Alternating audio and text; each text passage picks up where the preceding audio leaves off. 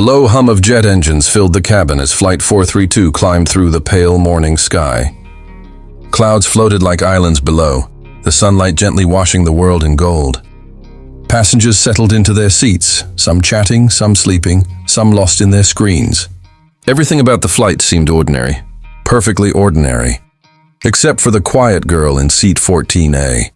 Her name was Elena Carter, a 26-year-old woman with soft brown hair that brushed her shoulders and eyes that held both calm and storm. She sat by the window, earbuds in, staring at the endless blue beyond the glass. Her tray table was empty. Her hands rested neatly on her lap. She hadn't spoken a word since boarding. The flight attendants had noticed her stillness. "She seems nervous," one whispered to another as they rolled the cart down the aisle. Nervous wasn't the right word. Haunted was closer. Elena was traveling from Tokyo to Los Angeles. It was supposed to be a simple journey, but for her, it was anything but. It was her first flight in 3 years. 3 years since she had last been near a cockpit. Since she'd promised herself she would never step into a plane again. Her fingers kept brushing a small silver locket around her neck. Inside was a faded photo, her and her mother, smiling at a seaside airfield. Her mother's eyes had the same spark she used to have before everything fell apart. Elena wasn't always quiet. Once, she was the loudest student in flight school, the girl who stayed late in the simulator, who challenged every instructor, who believed she would one day wear a captain's uniform. But dreams have a cruel way of ending. 3 years ago, during a crosswind landing training session, her co-pilot made a mistake. The small Cessna skidded, flipped, and burst into flames. Elena survived. He didn't. That moment burned itself into her memory. The smell of smoke, the screams, the radio static. She quit flying the very next day. Now, sitting in seat 14A, she tried to forget. But the sound of the engines, the whine of the turbines, brought every memory back, like ghosts whispering in her ear. The man sitting next to her, Tom, a friendly businessman, tried to make small talk. "First time flying?" he asked with a grin. She smiled politely. "Not really. You don't look too thrilled about it." "I'm just tired," she lied. He chuckled and went back to his laptop. Elena turned to the window again, losing herself in the horizon. Outside, the sun blazed brighter. The clouds below looked so soft, so peaceful. It was hard to believe that up here, thousands of feet above the earth, life could turn so fragile, so fast. The captain's calm voice came over the intercom. "Ladies and gentlemen, this is your captain speaking. We've reached our cruising altitude of 34,000 feet. Weather looks clear ahead, and we should be landing in Los Angeles on schedule. Sit back, relax, and enjoy the flight." The passengers applauded lightly. Elena closed her eyes. She wished she could relax, but something deep inside her wouldn't let her. A strange restlessness, an instinct she couldn't explain, made her uneasy. Minutes passed. Then an hour. The cabin lights dimmed. Flight attendants served meals. Laughter and conversation filled the air. Everything seemed perfect again, until it wasn't. A sudden thump came from the cockpit. A faint metallic clang echoed through the front of the aircraft. Some passengers didn't notice. Others glanced up. A few seconds later, a flight attendant hurried down the aisle toward the cockpit, her face pale. Elena's head snapped toward the sound. She knew that kind of noise. It wasn't turbulent. It wasn't mechanical. It was human. The flight attendant knocked rapidly on the cockpit door. No answer. She tried again. Still nothing. Then she turned and shouted, "Is there a doctor on board?" The cabin went silent. Tom frowned. "What's going on?" Elena didn't respond. Her heartbeat was pounding in her ears. She could see the other passengers twisting in their seats, whispering nervously. Within seconds, a man in a white shirt, clearly a doctor, stood up and moved forward. The attendant let him in through the cockpit door. Moments later, the intercom clicked on. The voice that came through was shaky, frightened, not the calm, confident tone of the captain. It was the first officer. "Attention, passengers. This is the co-pilot speaking. We're experiencing a medical emergency with our captain. Please remain calm and stay seated." Gasps rippled through the cabin. Someone started crying softly. Another person whispered, "Is he dead?" Elena's hands gripped the armrest. Her throat felt dry. She didn't want to know. She didn't want to remember. The engines continued their steady roar, but everything else felt like a dream unraveling. She wanted to close her eyes, to shut it all out, but then she heard it. A sharp, broken voice over the radio, audible from the half-open cockpit door. Mayday. Mayday, this is Flight 432, pilot incapacitated. Request immediate assistance. The words sliced through the air like thunder. The kind of words no passenger ever wants to hear. Elena froze. Every part of her body went cold. Those were the same words she had once trained to say, but hoped she never would. Her old instincts began to wake up, one by one. Her brain analyzed every sound, every vibration, every change in engine tone. She looked toward the front of the cabin. Passengers were panicking now. A woman screamed. The flight attendants were on their radios, trying to calm everyone.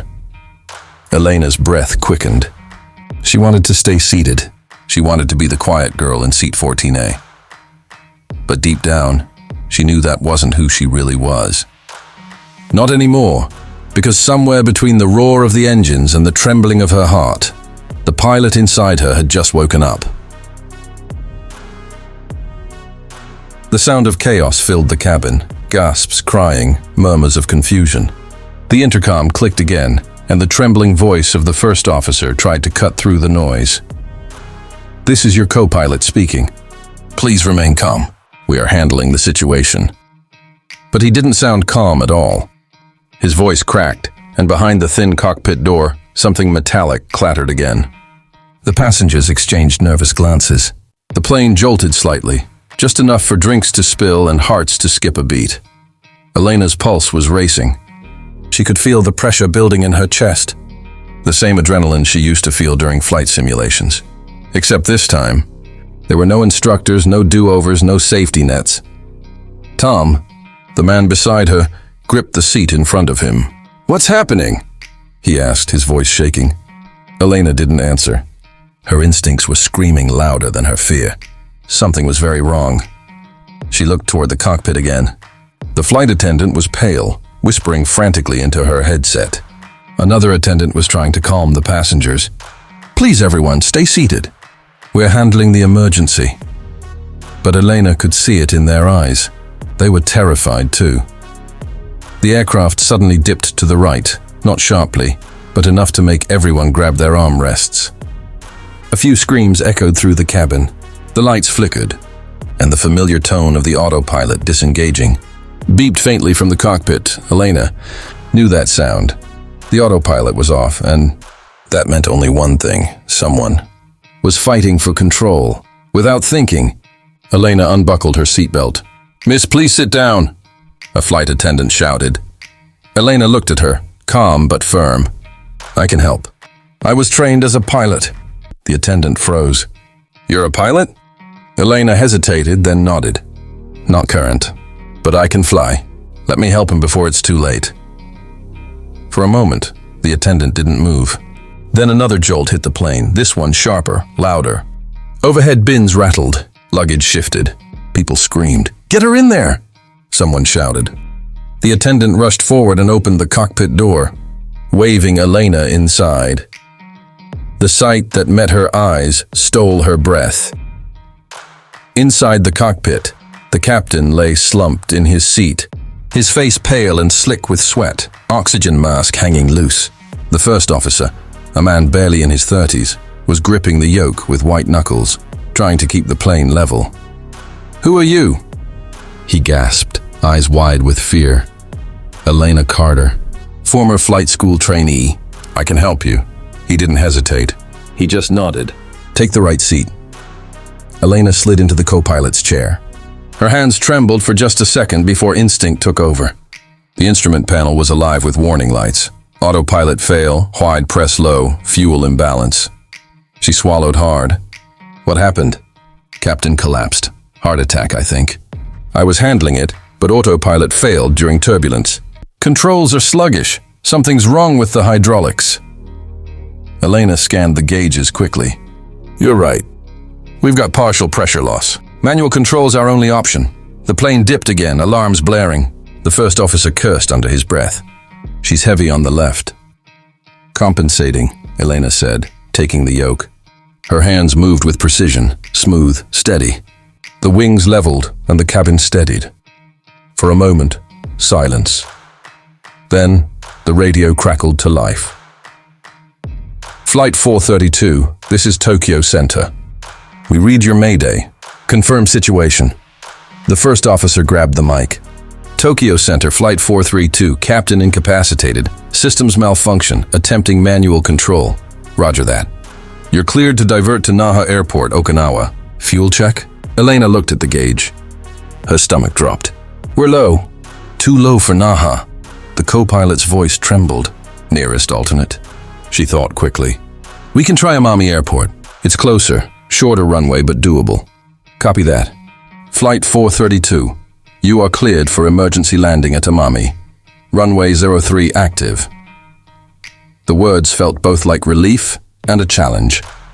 Elena exhaled slowly, her fingers tightening on the yoke. The clouds outside were thickening, storm gray forming on the horizon. She knew what that meant. Wind shear, turbulence, limited visibility. Perfect conditions for disaster. "Can you keep flying?" the first officer asked. Elena nodded. "We don't have another choice." She glanced at the unconscious captain. His chest barely moved, but he was still breathing. The doctor from the cabin leaned in the doorway now, holding a small oxygen cylinder. "I'll keep him stable," he said quietly. Elena focused on the instruments. "Altitude 29,000 feet.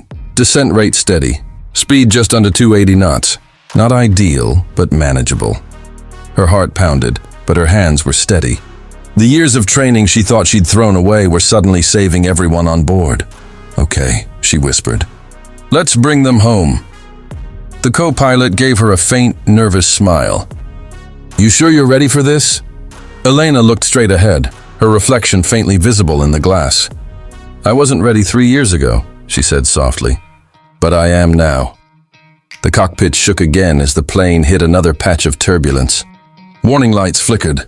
The artificial horizon tilted dangerously. "Level her out," the co-pilot shouted. "I've got it." Elena gritted her teeth, pulling slightly on the yoke, trimming the elevators. The aircraft steadied once again, though the engines roared in protest. "Flight 432, you are 80 miles from Amami. Begin descent to 10,000 feet. "Descending to 10, Elena confirmed. Her voice was calm now, clear, commanding, the way a pilot should be. Down in the cabin, passengers were praying, crying, holding hands. They didn't know who was in control up there, but the plane was flying straight again, and that was enough to spark a fragile hope. As the clouds thickened outside, lightning flashed in the distance. The radio hissed and popped. The co-pilot's eyes darted to the weather radar.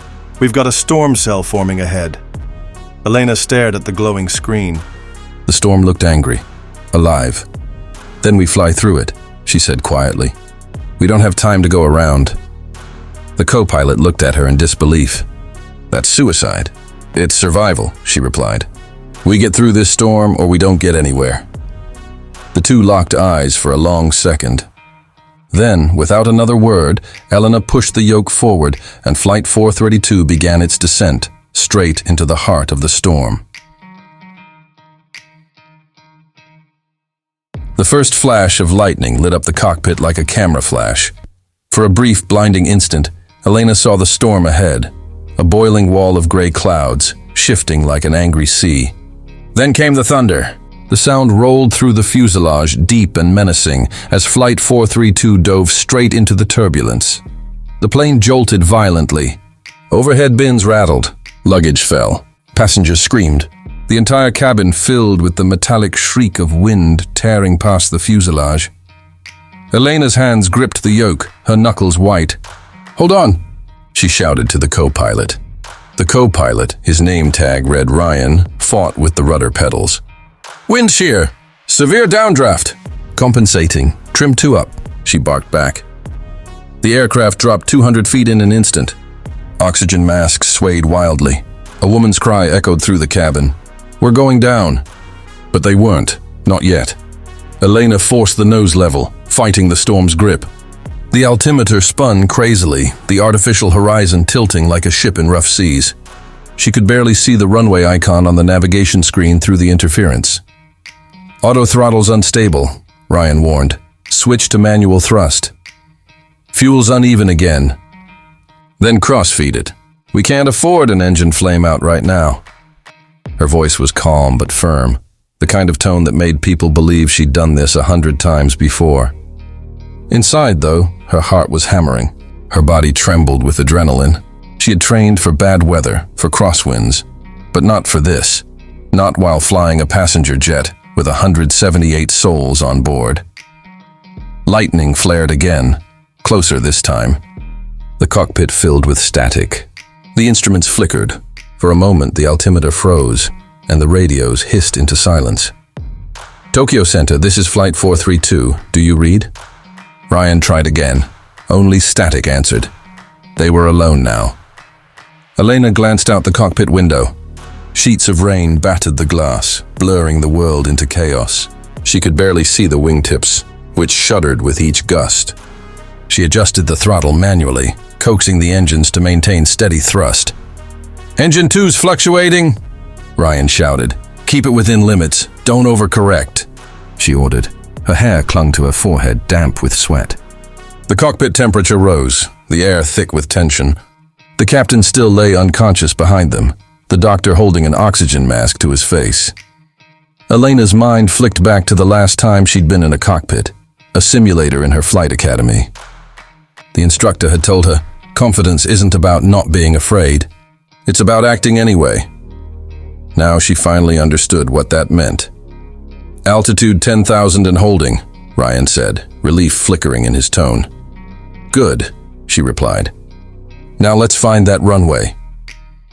The radar showed the island of Amami ahead, a faint outline through the interference. "Runway heading 30 degrees, crosswinds severe, visibility almost zero."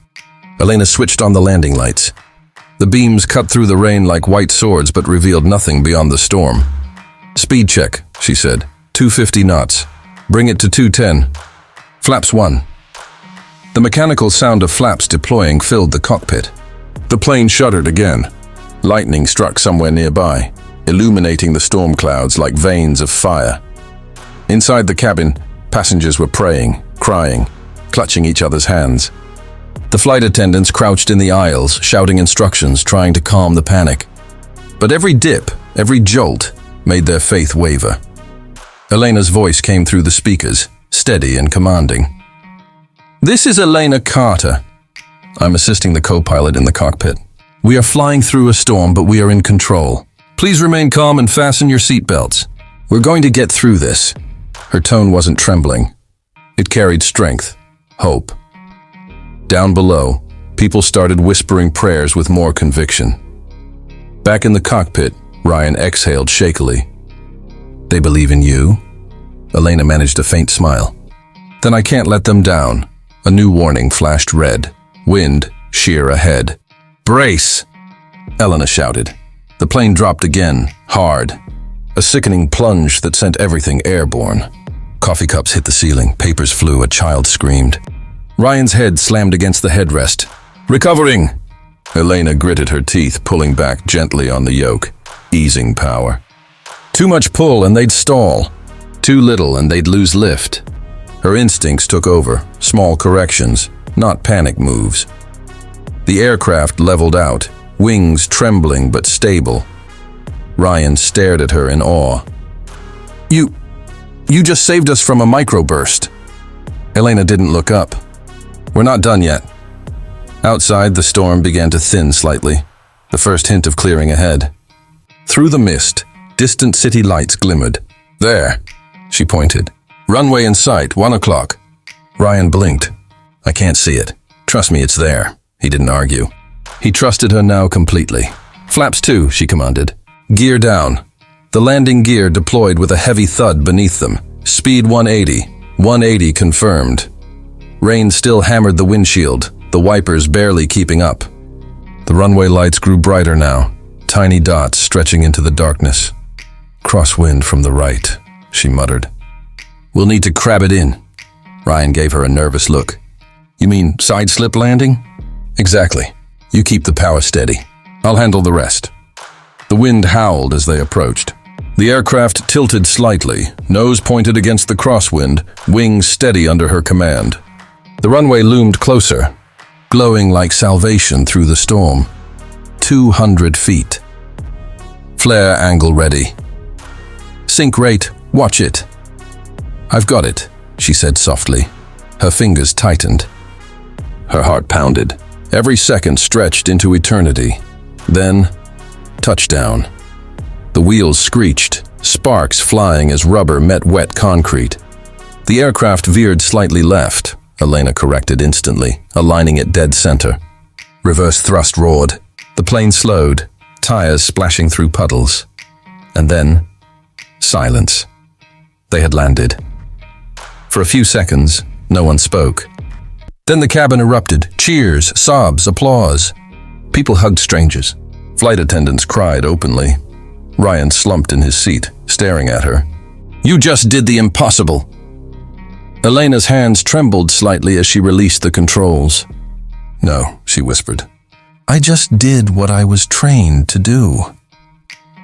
She looked out at the flashing lights of emergency vehicles racing toward them, rain still pouring down, and felt tears fill her eyes. She had faced her greatest fear and conquered it. But even as relief washed over her, she didn't know that the world outside was already changing.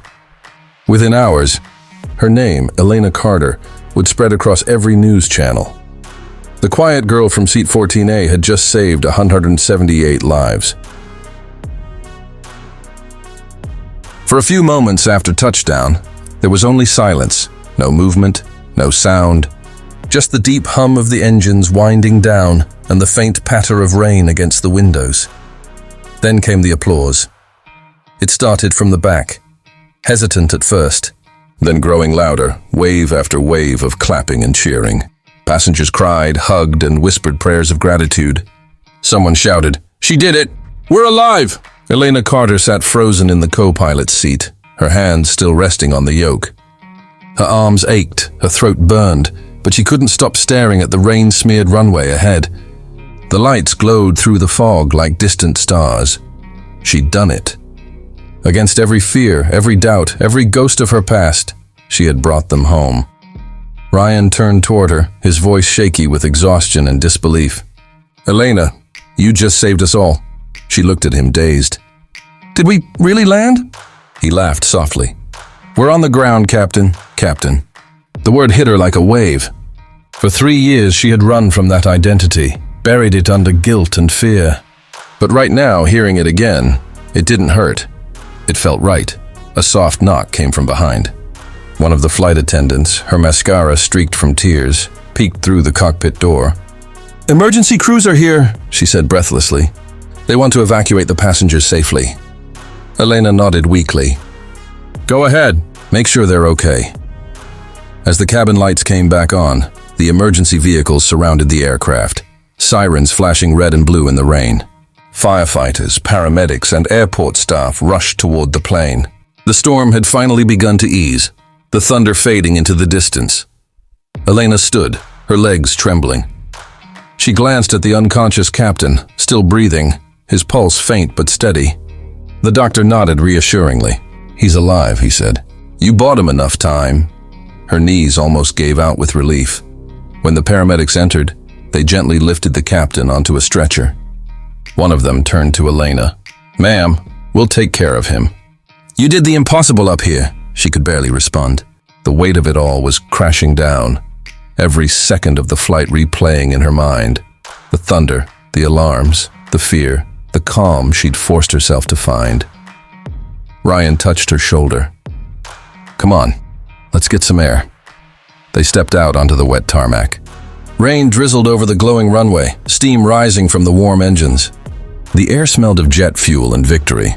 A crowd of emergency workers watched as the passengers descended the stairs, some limping, others crying, all alive. When Elena appeared, the clapping began again, this time from the rescue teams. Even the firefighters stopped what they were doing to applaud her. For the first time in years, she smiled, not out of politeness, but from something deeper, a kind of peace she hadn't felt since before the crash that had haunted her. Reporters began arriving minutes later. Cameras flashed, voices called out, questions filled the air. "Ma'am, how did you manage to land the aircraft? Were you really just a passenger? What's your name?" Elena blinked at the sea of microphones. She wasn't ready for fame. She never wanted it. Ryan stepped forward, shielding her. "Her name is Elena Carter," he said proudly. "And she's the reason 178 people are standing here right now." The applause returned, louder than ever. Someone handed her a blanket. Another offered her a bottle of water.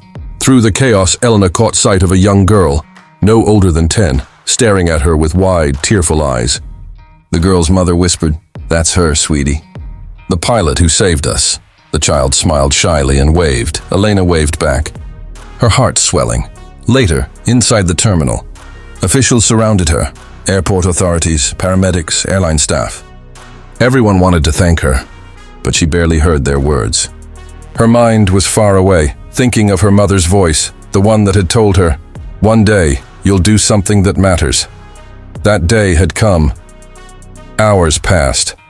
The passengers were rebooked, the captain taken to a hospital, and Ryan gave his formal report.